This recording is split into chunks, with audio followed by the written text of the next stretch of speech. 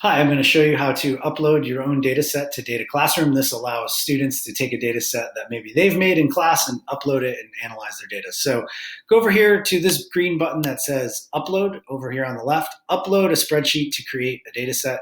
So you click on that and you are able to upload any Excel file or CSV file. If you want to see an example of format, because format is important, click here and you click that and it will open up this example format, but basically it needs to be in the format where every single test subject or observation is a row and each variable is in a different column. So that is the format that works best, not just for DataClassroom, but for most computer analytic tools.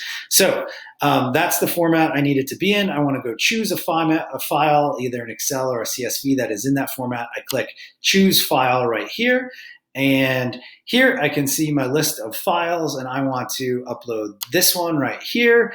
And I'm going to move my head up there, and I choose that file. And now that data set is ready to go, all I have to do is save to store it. But before I do that, I want to give it a name.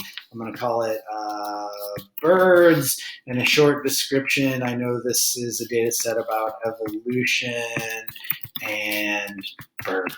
Okay, so I've given it a description. Now I can assign it to a class right here. If I click this button, this will give me a drop down of all of my classes. I don't want to actually do that right now, so I'm going to leave it as none. And then I go ahead here and click Save. And it is processing.